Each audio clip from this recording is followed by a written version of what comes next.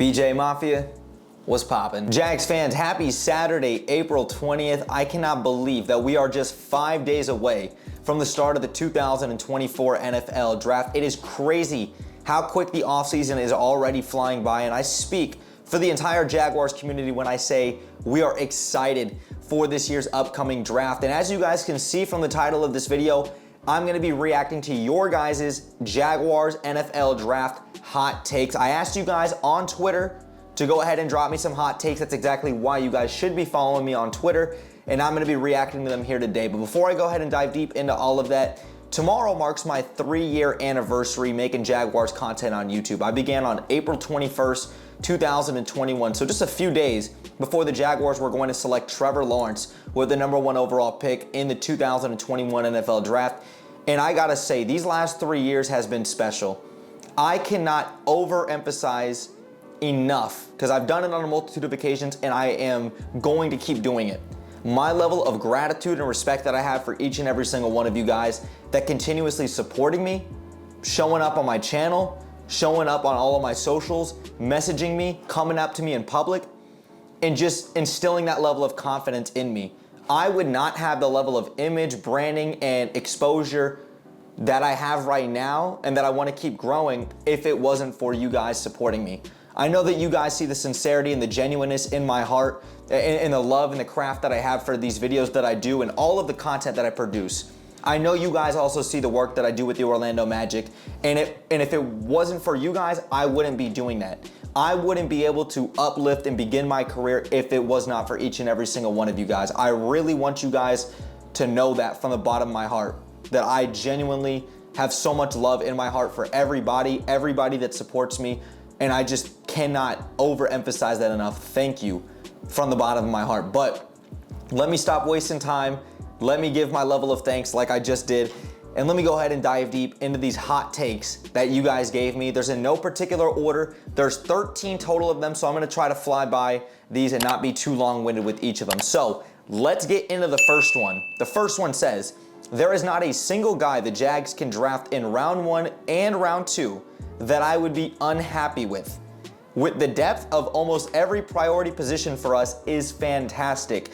Now, while I agree with this sentiment at face value, I also disagree because there's a good handful of guys / positional needs that we absolutely do not need to draft in the first round. And I'll really stick with this with the first round. I know he said first and second round. We do not need to take an offensive tackle with the first round selection at 17 overall for the sake of argument. Now, as much as I would love to continue to beef up the offensive line and continue to protect Trevor Lawrence, you have your starting 5. You have Cam Robinson, you retained Ezra Cleveland, you brought in Mitch Morse, you restructured the contract of Brandon Sheriff, and you still have Marvin Harrison on the second year of his rookie contract. You do not need to go out there and get an offensive lineman that is going to be a depth piece in the first round unless you take an offensive lineman and then you trade Cam Robinson or you cut him and you save $16 million on the cap because Walker Little's probably going to be gone after the season as your swing tackle. That is the only scenario in which I see that the Jaguars could draft potentially an offensive lineman. Just about every other position, corner, receiver, definitely not a running back. Somewhere in the trenches on the defensive side of the ball, I could see that working. But let's get into the second one now. This one says Brock Bowers is on the board and Balky takes Tyler Gutton. No, absolutely not. The same sentiment that I just reiterated with the first point. Not only would Brock Bowers be a home run hit at 17 overall, to have a pass-catching tight end alongside Evan Ingram, who is a pass-catching tight end, to really help open up this offense, and you could do so many different things in a lot of different packages. You're not taking an offensive lineman. He's a very good offensive lineman. I like the power and the physicality that he plays with, that he displayed at Oklahoma, which is tackle university. But the same sentiment is applied. You're not getting a depth piece unless you are trading Cam Robinson or cutting him to take in the first round on the offensive line. So I guess it's a hot take, but I would just be devastated if that was the case. Third one says, if Marvin Harrison gets to 5, I think we'll sell the farm to go get him. I'll say that I disagree just a little bit because it's not a guarantee that the Arizona Cardinals would then assume to take Malik Neighbors or Rome Odunze if Marvin Harrison was there at 5. I don't think the Jaguars have their eyes set on trading up into the top 5. I could be wrong. I hope that they do if the value and the price is right. But after listening to Trent Baalke and Doug Peterson's press conference yesterday on the 18th, Trent Baalke kept reiterating, potentially trading up to 11, 12, 13. Maybe it was smoke and mirrors. Maybe he's just trying to not give his game plan away. I don't see the Jaguars trading into the top 10. I hope I'm wrong, but time will tell. The next one says, Thomas, as in Brian Thomas, is the Justin Jefferson of this draft. Malik Neighbors is Jamar Chase. All other wide receivers are not Chase or Jefferson. Now, this is a very interesting take. Justin Jefferson came out in 2020 and Jamar Chase in 2021. Now, the way I see Brian Thomas Jr. at his ceiling is like an A.J. Brown type. Big physical wide receiver, can run the route tree as I expect him to continue to grow and develop at the next level. He wasn't asked to do that at LSU.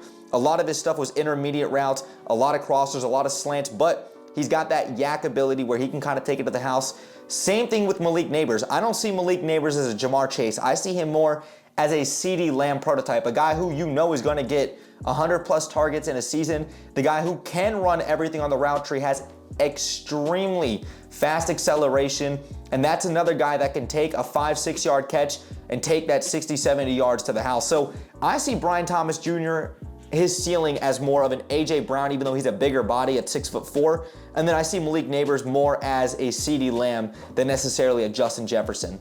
That's just my 2 cents with it. Now the next take says, my hottest take is I think, barring injury, Ladd McConkey could end up being the best Georgia Bulldog in this class. Best route runner in the class, and if he can iron out his contested catchability, which is quite bad to be fair, he'll excel in almost any drop system or any system you drop him in. That is a scorching hot take, and this is the kind of takes that I want. Nothing to discredit Ladd McConkey. That is a guy right there who can do everything on the route tree. I guarantee you, if Ladd McConkey falls to a Lamar Jackson or a Patrick Mahomes late in the draft, it's wraps for the NFL. This guy's gonna look like the freaking next, Marvin Harrison or the next Reggie Wayne. This guy's gonna be a freaking stud wherever he goes, right? But especially if he gets to a top quarterback in the AFC like a Mahomes or Lamar Jackson. But there's just too many good Georgia Bulldogs for me to say that Ladd McConkey is gonna be the best Bulldog in this class. We talked about Brock Bowers. What about Amarius Mims? What about Tyke Smith, Javon Bullard? Those are just some of the first names that come to mind when I think about the Bulldogs in this class. McConkey's probably going to be a top 2, top 3 Bulldog, but man, to call him the best, that's a scorching hot take, but I like it. Now this next take says, Jaguars trade up to 12 to get Quinyon Mitchell, and in the second round, Keon Coleman falls to their lap at pick 48. Now, I could see the Jaguars trading up to 12 to get Quinyon Mitchell. He might be there at 17. I doubt it, but if the Jaguars truly value him on their board and they have him as a top 10 pick on their board and he falls out of the top 10, I could see Trent Baalke moving up there to go get Quinyon Mitchell. He's my cornerback 2 in the class. I like Terrion Arnold just a little bit more. I'm not going to get too deep into that, but with Keon Coleman, I would love to get Keon Coleman in here in the second round. Now, obviously not a first round pick. I don't think he's a first round talented wide receiver, but as a guy who has a very good, contested catch rate, a guy who can go up, get that 50-50 ball, and to really be a guy on the outside at 6'4" who can be that big body presence for the Jaguars, I think Keon Coleman could really flourish with a guy like Trevor Lawrence, and he's put into a very good system where he doesn't have to come in and be a wide receiver 1 immediately. I do think Keon Coleman's wide receiver 2 with the potential to be a wide receiver 1, but there's just so many great skill position guys on the Jaguars. He doesn't have that pressure on him. Now the next take says, Cooper DeJean doesn't get enough talk and is one of the best DBs in the draft. I would say he gets enough talk. I don't think he is a top 3 corner in this class. I think it really just depends schematically where you put him and the kind of personnel that's around him and the kind of coaching around him. If you take a look at his tape and what he did at Iowa, he was in a very zone-heavy scheme, playing off ball a lot, and he's not the biggest, most physical guy out there compared to a Terrion Arnold, a Quinyon Mitchell, guys who I think are a little bit more physical on the perimeter. When you look at a Cooper DeJean, if he's in the right system, I think in a Philadelphia, he would really flourish. If you look at him possibly in Miami, Even though I don't believe Vic Fangio is the defensive coordinator anymore, I forget where he's at now. There's a handful of spots that Cooper DeJean could really flourish in. I don't think he would really succeed all that well in a press man coverage scheme in Jacksonville. But I think Cooper DeJean is cornerback 4 to me. I like Kool-Aid, I like Terrion, and I like Quignon a little bit more than I like Cooper, but it really depends on the scheme and the personnel around him. And that applies for a lot of players. Now the next take says, A.D. Mitchell is wide receiver 3, only behind Marvin Harrison Jr. and Malik Neighbors.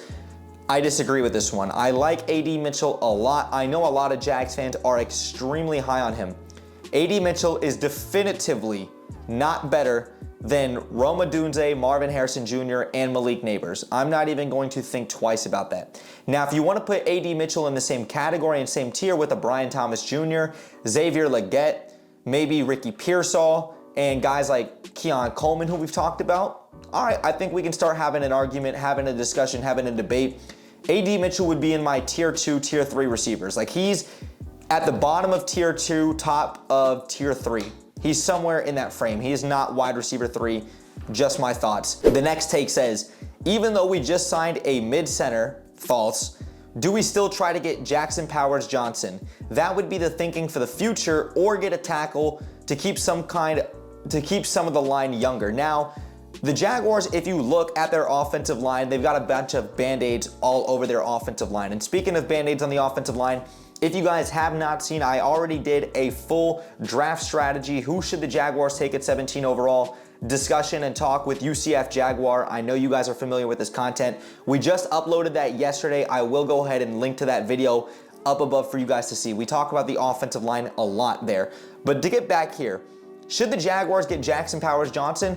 Now, while I discuss not getting a tackle, I would love to get Jackson Powers Johnson in here because, to be honest, the Jaguars need a right guard, even though you would put Jackson Powers Johnson at center. You just signed Mitch Morse, but the value will be there. You can trade back in this year's draft, I suspect, and still get a JPJ. You need a center of the future.